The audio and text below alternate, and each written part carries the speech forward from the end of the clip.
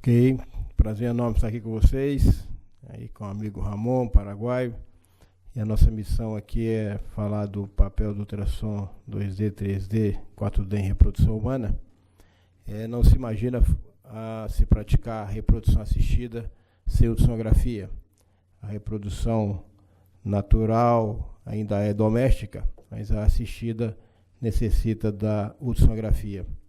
A ultrassonografia, portanto, 2D tem uma grande correlação com a anatomia dos órgãos, especialmente uma correlação endócrina com a função ovariana, e essa formação 2D é que tem sido a prática convencional dos exames de obstetrícia, dos exames de ginecologia.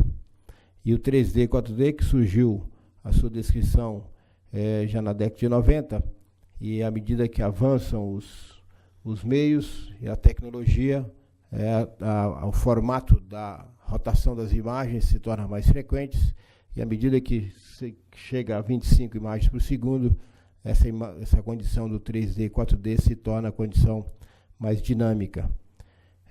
Portanto, a aplicação em reprodução humana começa com a medida do folículo ovariano e a medida do endométrio e dos órgãos pélvicos. Em reprodução humana, se pratica muito a medida isolada e única do maior diâmetro do folículo ovariano e maior diâmetro anterior e posterior do endométrio, que são dois pontos cruciais na reprodução assistida. A 2D é a prática convencional, e o volume calculado pelo 3D e 4D, pelo método Vocal, nos dá uma condição de aproximação mais real do volume. Portanto, quando se fala em reprodução em 3D e 4D, se tem, portanto, a medida clássica do bidimensional, do maior diâmetro, e o cálculo do volume folicular, que seria pelo 3D. A evolução da ecografia passa nessa sequência. Na verdade, o 4D não existe, porque não existe a quarta dimensão no universo. O 4D é um tridimensional mais rápido, com velocidade que tende a se aproximar a 25 ciclos quase por segundo. São imagens ordenadas, em planos ortogonais. Cria-se, então, o terceiro plano, que é o plano coronal, e a imagem, portanto, da superfície dos órgãos, que dá a renderização. Então, praticado no 2D, o eixo X e Y, quando se vê o terceiro plano, se dá uma melhor compreensão da imagem, gera uma interatividade com quem assiste muito mais fácil. Então, interatividade maior, planos alternativos, o terceiro corte, estudo do volume mais aproximado do real, e se pode, portanto, ver os órgãos em estruturas distintas. Essa é uma visão coronal do útero, no corte, portanto, 3D, onde se verifica bem o fundo da serosa, o fundo endometrial, os cornos uterinos, colo uterino, é um formato, portanto, só visto no 3D e 4D. Então, a aplicação começa na observação ovariana, onde o diagnóstico da novulia crônica já é bem datado, bem colocado, e uma próxima aula eu vou falar sobre ovários policísticos. Esse diagnóstico aqui no ultrassom 3D, não há um acréscimo no diagnóstico, mas, de alguma forma, traduz numa interatividade mais simplificada. A monitorização da ovulação, que é feita habitualmente com 2Ds, pode ser feita com 3Ds, na forma multiplanar e mais rápida. A avaliação de corpo lúteo não há um acréscimo interessante, e os endometriomas também. Essa é uma visão, portanto, do folículo ovariano, que é um ponto crucial na monitorização da ovulação para a reprodução assistida. Aí a forma multiplanar, quando se verifica em vários dos três cortes padrões da formação folicular, e quando se vai na superfície, na renderização, se verifica o formato do bocelamento da superfície ovariana, que dá esse aspecto multifolicular. O cálculo da reserva ovariana, que é um ponto crucial hoje, porque as mulheres tardam na sua maternidade. Hoje, 25% das mulheres grávidas têm mais que 35 anos, e, portanto, a idade materna é um fator limitante, 35 anos. O FSH do terceiro dia ainda é um método bioquímico praticado. Marcadores bioquímicos são utilizados em sangue periférico. O volume ovariano é um método tradicional, e hoje a contagem dos folículos antrais é o que mais se aproxima do real, contando esses folículos para definir a baixa reserva, a boa reserva ou a hiperreserva. Sabendo, então, que à medida que avança a mulher na sua vida, durante todas as faixas etárias, existe uma perda progressiva do número de folículos e número de ovogônias. Né? Nasce com 7 milhões, na vida fetal, nasce com 2 milhões, e a menarca tem 400 mil, e esses folículos desaparecem do seu patrimônio perto da menopausa. Durante o ciclo, para haver ovulação, é preciso que haja um recrutamento folicular. O recrutamento folicular se inicia em média com 1000 folículos. Isso sofre ação atrésica durante todo o curso. Se evolui na identificação da seleção do melhor folículo, do folículo dominante, até chegar ao momento periovulatório, que é o momento em torno do 14º, 15º dia. Aqui nesse momento, na avaliação da histologia ovariana, se verifica que um folículo ele tem toda uma evolução muito dinâmica, onde sua seleção e seu crescimento, que começa com o folículo primordial, folículo primário, que são sólidos, sofre então a projeção de líquido no seu interior, que é o folículo secundário.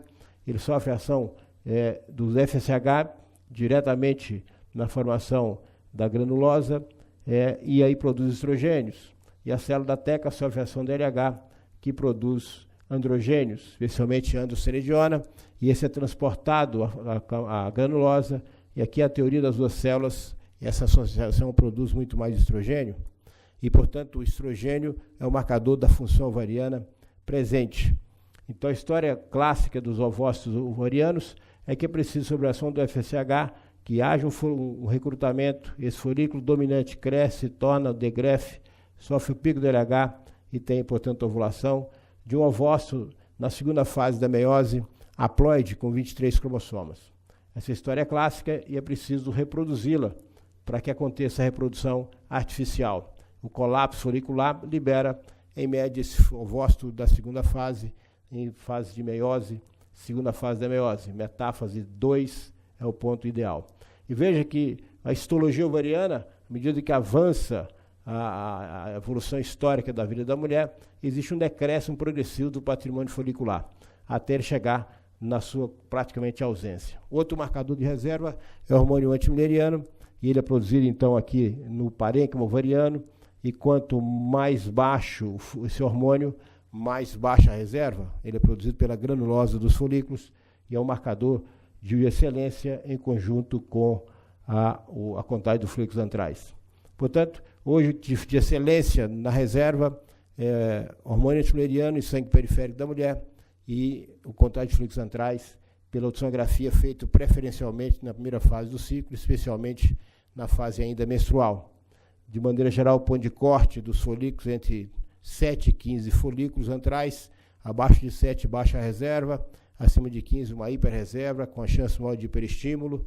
Entre 7 e 15 folículos antrais, representa a boa reserva, a boa resposta e os melhores resultados.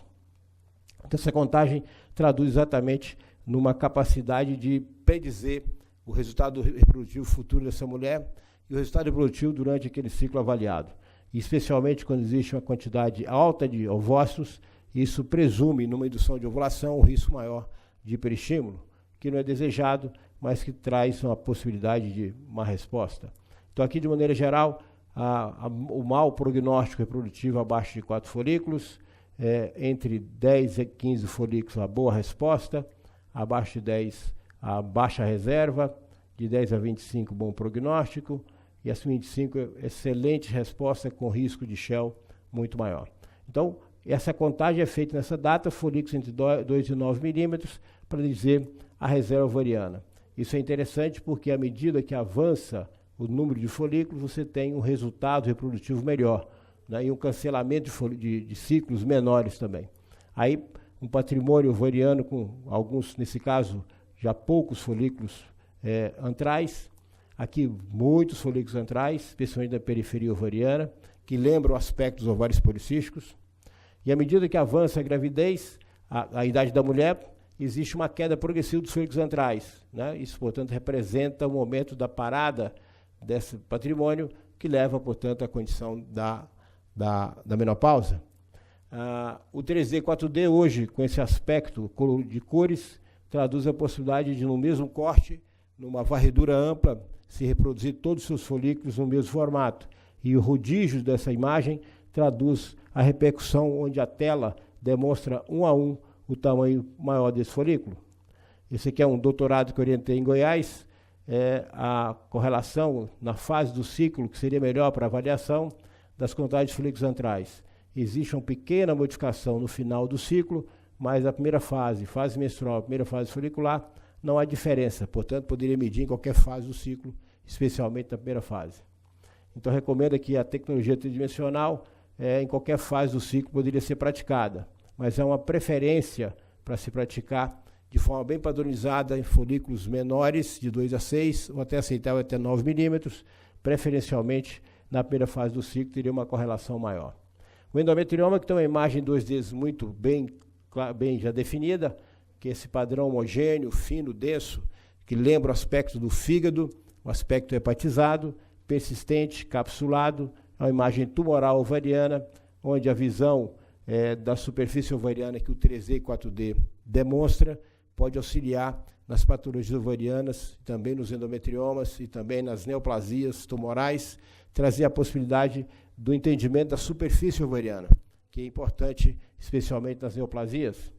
A neoplasia ovariana, como essa, cística única, se tem uma ideia profunda nessa composição, mas não se tem ideia da superfície. E neoplasia, a tumoração, é interessante visualizar a superfície, é um caminho que tem que ser seguido pelo 3D e 4D, exatamente para que ele possa demonstrar essa conotação. Na relação à formação uterina, a utilização da ultrassonografia 3D e 4D para diagnóstico de patologia miometrial, tipo mioma, defeito meriano, tem melhor aplicabilidade aqui. O 3D veio realmente, se houvesse que escolher uma patologia ginecológica, onde o 3D teria grande acuidade, seria no defeito milleriano, onde a sensibilidade chega a 100% de diagnóstico, com especificidade próxima de 100, é considerado, junto com a ressonância, o padrão ouro nos defeitos millerianos. Então, a visão, portanto, dos padrões convencionais do corte longitudinal e transversal, próprio dos 2Ds, com o corte coronal, me dá uma visão mais plena do corpo uterino. A identificação do mioma, o 3D e 4Ds não acrescenta sensibilidade, até porque a sensibilidade do 2Ds é de 98% para mioma, com especificidade de 99%. Quando se vai ao 3D e 4D, esse acréscimo ele não é relevante. Portanto, a visão 3D desse mioma de fundo é só para apresentar de maneira mais interessante a posição do mioma e muito menos pela sua possibilidade diagnóstica. Aqui é a visão estereoscópica do mioma submucoso e a visão tridimensional do útero miomatoso, né, repleto de miomas na sua composição, e hoje no estadiamento de 0 a 7, pela American Fertility Society, que demonstra se esse mioma é mais submucoso, mais intramural, mais subseroso. Essa definição demonstra a possibilidade de intervenção cirúrgica, ajuda o clínico de maneira muito orientada, e o cirurgião, especialmente laparoscópico, endoscópico, a saber exatamente o ponto de incisão uterina para ressecar aquele mioma, porque parte das vezes os miomas ficam não muito expostos à visão laparoscópica, e aí o GPS, o orientador da topografia do mioma, é a ecografia prévia, e o 3D pode fazer isso com muita clareza. Nos defeitos millerianos, portanto, formado a partir dos ductos mesonéficos e paramesonéficos, e o Miller é um defeito, portanto, paramesonéficos, do terceiro folheto embrionário, do mesoderma, aí com os defeitos de fusão, útero de Delfos, útero bicorno bicolis, bicorno nicolis, e esse é o mais frequente. E aqui são defeitos de fusão, esses defeitos de recanalização, onde o corpo é único, septo completo, septo parcial.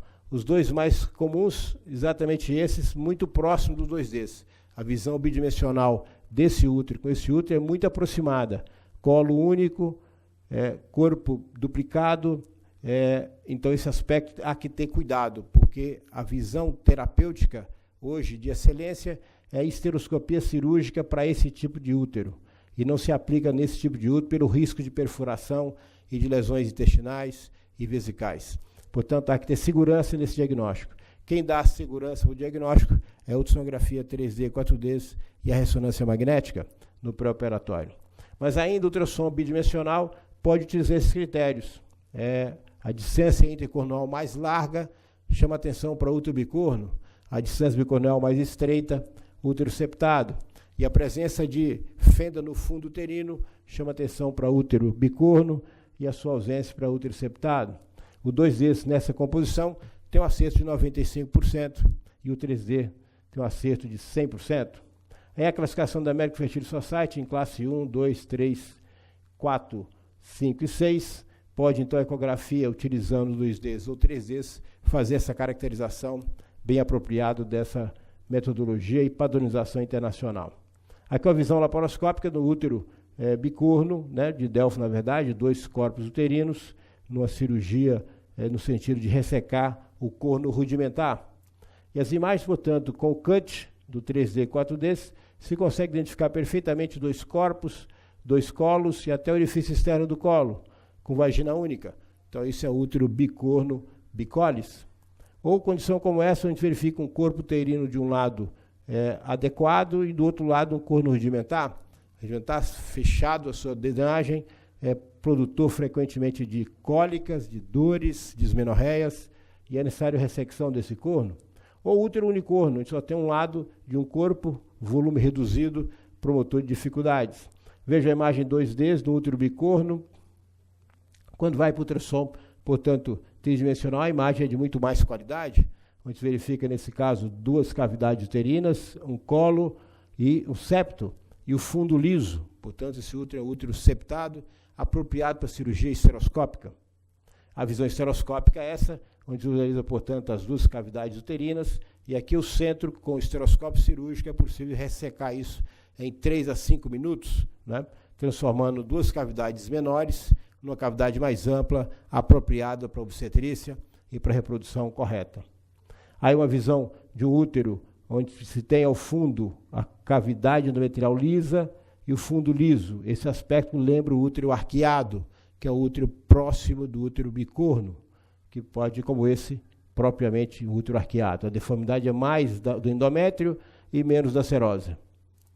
Uma outra condição frequente hoje, no nosso meio, que o 3D pode, de alguma forma, trazer uma conotação de maior qualidade na imagem, é a istimocele ou marca da cicatriz de cesárea, especialmente após a segunda cesariana, com chuleio festonado, se verifica a formação de imagens que não são fistulosas, mas são de fundo de saco em cego, onde se tem, portanto, essa acomodação no istmo cervical, e essa mulher tem a menstruação periódica, e após a menstruação, a perda de sangue escuro durante alguns dias, caracterizando, portanto, em vez de sangramento de 3 a 5 dias, de 15 dias de sangramento, portanto, chamado herniação do segmento uterino ou istimocele. Esse formato se visualiza praticamente nessa condição do útero. Isso é próprio da cesariana de repetição. No Brasil, a clínica privada pratica 92% dos partos são cesarianas, e hoje as nossas mulheres brasileiras acabam apresentando esse tipo de evolução, de uma alteração que é puramente iatrogênica. Na avaliação endometrial, de maneira geral, a patologia endometrial passa por essa observação, e o 3D traz uma conotação muito clara sobre o endométrio na sua fisiologia e na sua patologia. Nesse caso, uma hipertrofia endometrial, que tinha uma correlação histológica com hiperplasia complexa sem atipias. Se visualiza, portanto, uma imagem de espessamento anormal no 2D, e quando vai para o 3D, se confere esse espessamento anormal, e aí de pouca importância do ponto de vista de sensibilidade diagnóstica. Então, na patologia endometrial, o 3D e 4D acrescenta muito pouco na sensibilidade. A identificação de um pólipo endometrial, quando se visualiza por uma histerossonografia, o espessamento focal polipoide, e quando vai para o 3D, a imagem é de qualidade, e se pode decidir até que topografia se encontra, e se esse pólipo é mais céssio ou mais pediculado. Nesse caso, um pólipo céssio. A informação também do dispositivo uterino, do DIU, né? Nesse caso é um DIU multiload, e aí a disposição na cavidade uterina com o fundo do DIU encostando no fundo endometrial. Ou um DIU T de cobre, onde na verdade não precisaria do 3D para essa disposição, mas aqui se pode definir o tipo de DIU. A avaliação da tuba uterina, o 3D e o 4D tem a mesma dificuldade dos 2D, sensibilidade para tubas normais de baixa sensibilidade, tanto para o ultrassom 2D quanto 3D, e aí a opção que teve na década de 90 foi do Ecovist, ultrassom de contraste. Ao injetar na cavidade uterina, poderia-se então acompanhar a formação e o conteúdo que segue pela luz tubária. Hoje se tem essa possibilidade de fazer com Ecovist, e a possibilidade de ser feito também com elementos do próprio gel de ultrassom esterilizado, onde se é possível avaliar essa condição. O detalhe é que nós fizemos um trabalho comparando o Ecovist na década de 90, em 1996, com a isopeniografia. A isopeniografia tinha sensibilidade maior e especificidade maior no diagnóstico das patologias tubárias. Por isso, a Ecovist não foi adiante e essa avaliação teve dificuldades. Mas algumas patologias como essa identificamos. Aqui havia um nódulo tubário e era uma adenomiose de tuba. Outra aplicação do 3D seria na avaliação do corpo uterino e na avaliação do volume endometrial. É possível com o Vocal estabelecer o formato e calcular o volume tanto do corpo uterino quanto o volume endometrial. Isso ainda é a fase experimental para aplicação junto à esterilidade conjugal, junto à reprodução assistida, especialmente porque o endométrio é o grande fator limitante da reprodução assistida. Todos os resultados da reprodução são muito altos. O índice de resposta à indução da ovulação é acima de 90%, o índice de captação ovocitária acima de 90%, o índice de fecundação na placa acima de 90%, e quando se vai para a transferência embrionária para a cavidade uterina, o índice de gravidez cai abaixo de 40%. Então, a relação endometrial é de grande importância e os experimentos trabalham também com esse formato na definição da espessura, além da espessura, do volume endometrial, porque isso poderia, de alguma forma, interferir no resultado. Assim como o volume ovariano e o volume folicular podem também ser calculados de forma independentes. E aí, nesse momento, o trabalho de execução manual é maior no 3D e 4D do que nos 2Ds. Por isso, a prática convencional ainda deve se fazer com 2Ds.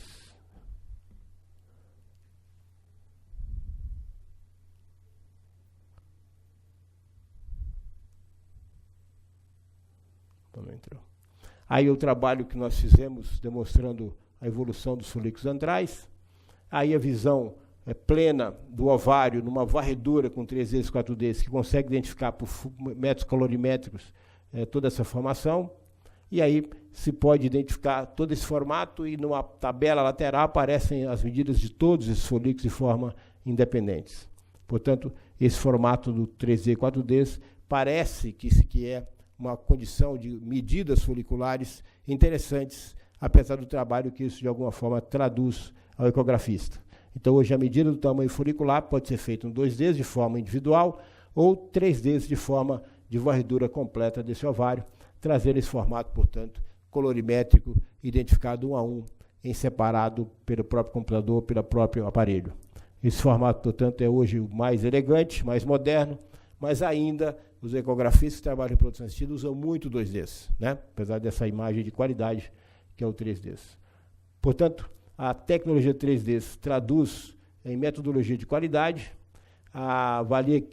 acredita que a avaliação prática dos folículos, através da contagem de folículos antrais, seja contribuição importante na condição ovariana, e o 3Ds e 4Ds, na medida de folículos menores, na sua contagem automática 3Ds, poderá beneficiar as clínicas e as práticas à medida que os eventos são incorporados no dia a dia daqueles que mexem com esterilidade conjugal. Dessa forma, toda a metodologia para que tenhamos, no final, folículos e ovócitos de qualidade nas placas de Nank. Ovócitos assim, colhidos na fertilização assistida, né, liberando o primeiro corpúsculo polar, ovócito, portanto, na segunda fase da meiose, metáfase 2, haploides, e que em seguida, após a fertilização, se tem embriões de qualidade com blastômeros iguais como esse, na fase de mórula, né, na sua fase de 8 células, e que ao final se tenha gravidez com fetos assim, esse é um bom goiano, né, masculino, ou meninas assim, e mais importante que tudo isso, que tenha crianças desenvolvendo, fetos normais, não está entrando, e que tenha crianças, fetos normais durante toda a gravidez, e que ao nascimento tenhamos pessoas normais, e assim possamos sair do nosso 1D, unidimensional, passar pelo nosso bidimensional e o nosso tridimensional, onde esse não aposenta aquele anterior. Continuamos conectados e praticando os dois eventos. Muito obrigado.